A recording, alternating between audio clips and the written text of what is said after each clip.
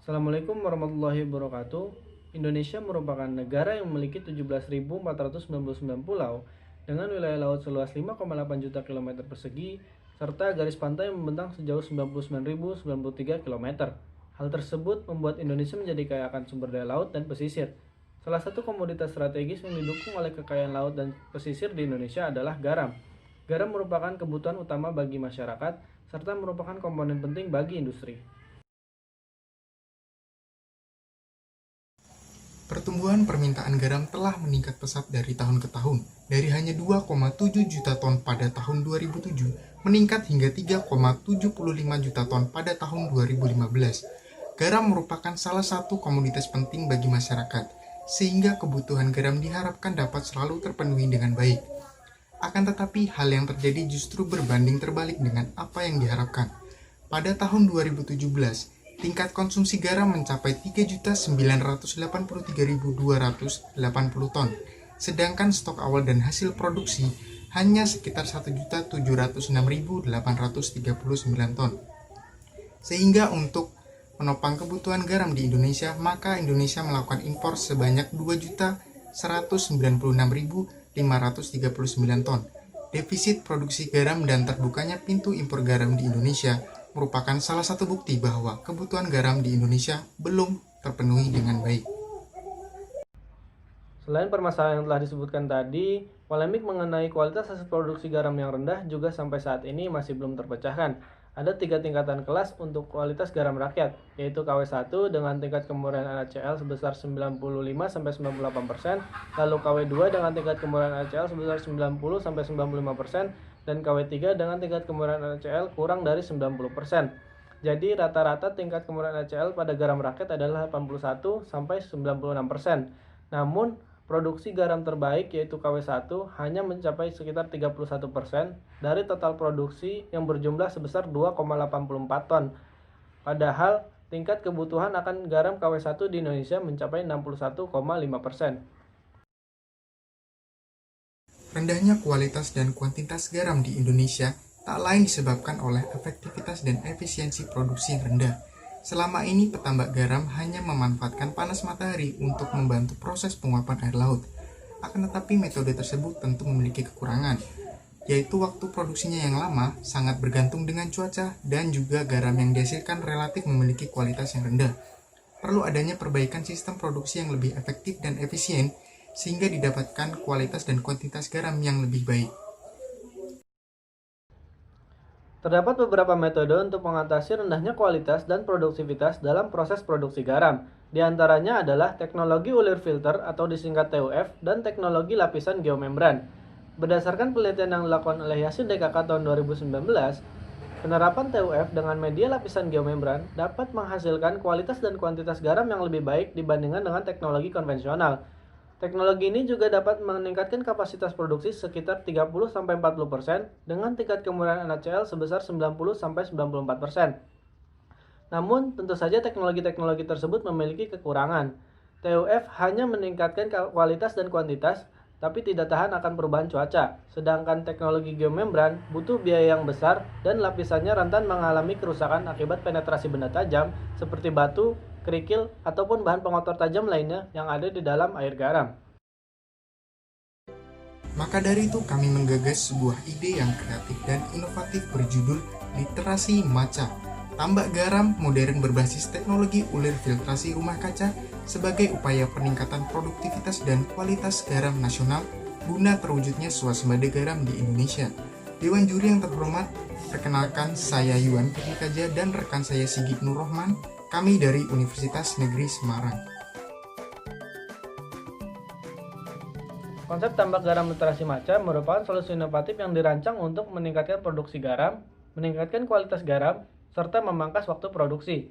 Konsep ini dibuat dengan memanfaatkan teknologi ulir filter dan rumah kaca yang dirancang kembali menjadi sebuah sistem yang lebih efektif dan efisien.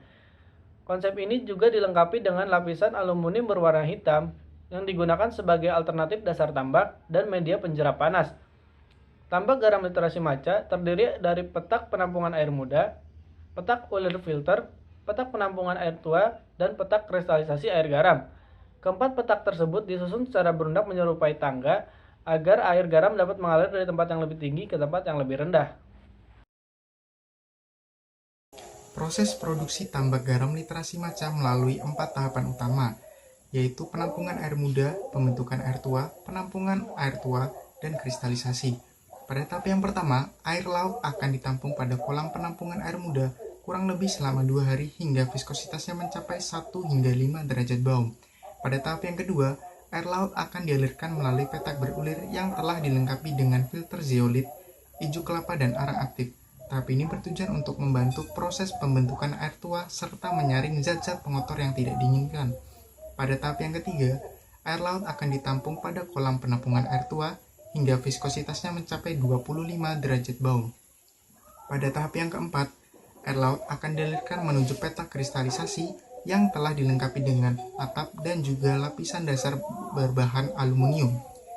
Pada tahap ini, air laut akan didiamkan hingga membentuk kristal garam.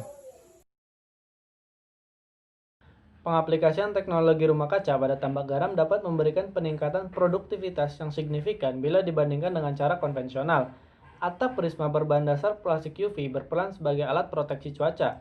Selama ini, produksi garam tanpa atap memiliki risiko yang tinggi terhadap kegagalan panen.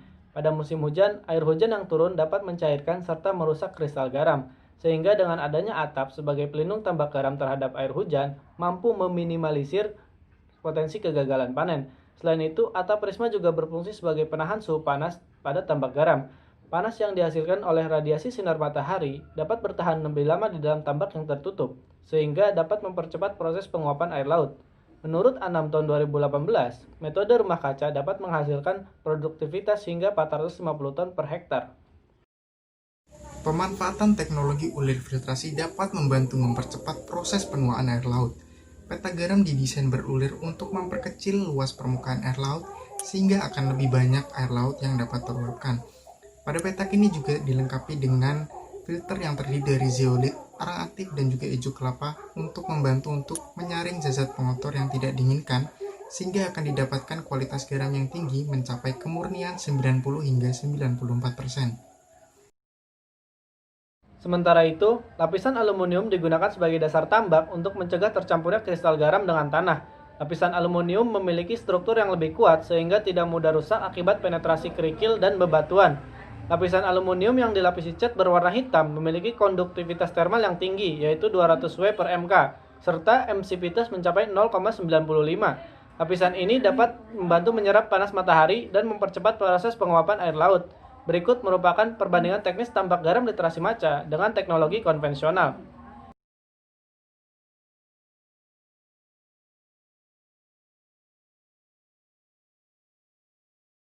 Berdasarkan analisis perhitungan ekonomi, maka didapatkan biaya implementasi total literasi maca sebesar Rp14.167.600. Menurut Pranowo dan Muhajir, standar harga jual garam per masing-masing kualitasnya yaitu garam KW1 dengan harga jual Rp750 per kilogram, garam KW2 dengan harga jual Rp550 per kilogram, dan garam KW3 dengan harga jual kurang dari Rp550 per kilogram.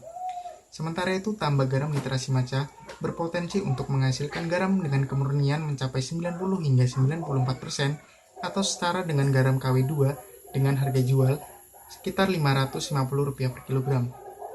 Melalui perhitungan pendapatan, maka didapatkan keuntungan total petambak garam per hektar per tahun senilai Rp153.182.680. Agar konsep ini dapat diimplementasikan dengan baik, perlu adanya koordinasi ataupun kerjasama dari masyarakat, khususnya petambak garam sebagai subjek dari gagasan ini, pemerintah sebagai pelaksana, serta mahasiswa sebagai pembuat gagasan. Adapun alur implementasi gagasan konsep literasi maca adalah sebagai berikut. Pertama, tahap perancangan dan uji coba yang meliputi tahap desain, pemilihan material, perakitan, serta tahap uji coba dan evaluasi. Yang kedua, tahap pemetaan wilayah, yaitu menjalin kerjasama dan mencari wilayah potensial.